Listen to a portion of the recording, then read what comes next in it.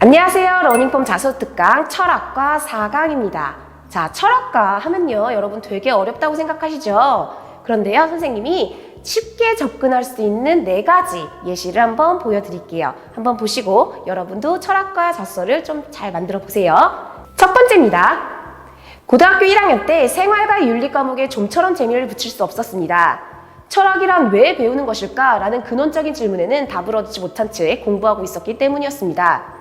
그런 저에게 학교 윤리 선생님께서 제시해 주신 해결책은 철학책 읽기였습니다.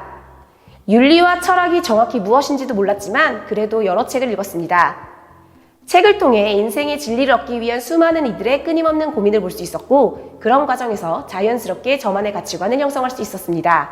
그 중에서도 죽음의 수용소에서 라는 책은 제가 시련을 피하기보다는 그 시련에 맞서 의미를 찾아내는 가치관을 가지게 해주었습니다. 논어를 통해서는 배움이란 단순히 지식을 쌓는 것이 아닌 그것이 삶의 모습으로 나타나는 것임을 알게 되었습니다. 무엇보다도 철학은 문학사조가 되어 당대 문학의 토대가 된다는 것도 알게 되었습니다.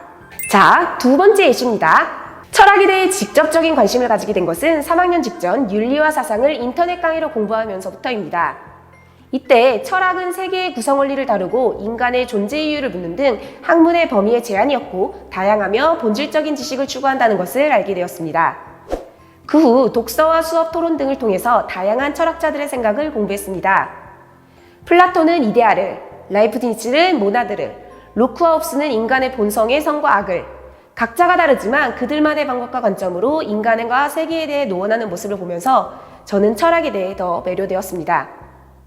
동시에 저는 이런 철학자가 되어 저만의 사상을 펼치고 싶다는 생각을 가지게 되었습니다. 자, 세 번째 예시입니다. 제가 철학을 탐구하기 위해서 가장 많이 할 활동은 독서입니다.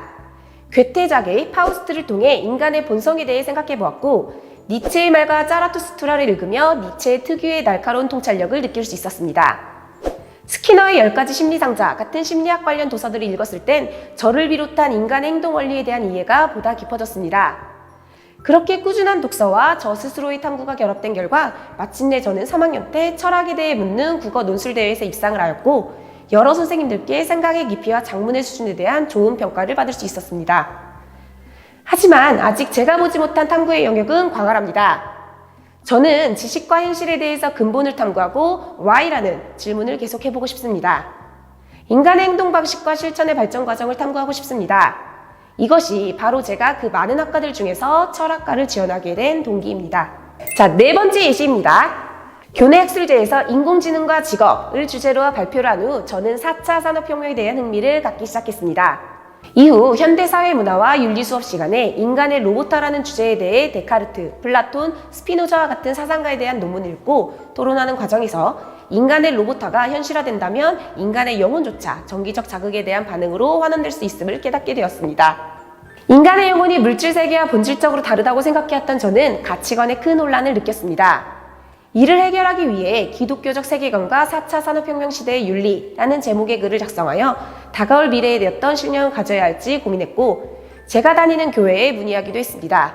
이 경험을 통해 종교에 대해 감히 비판적인 시선을 가질 수 있었다는 점에서 사고의 틀을 깨는 경험을 할 수 있었고, 개인의 믿음에 더 나아가 진리의 의문을 제기할 수 있는 공부가 진정한 공부라는 걸 느꼈습니다. 어때요? 철학과 자소서 어렵지 않죠? 여러분들도 이 내용을 참고해서 자소서 1번, 2번 항목을 완성하길 바랍니다.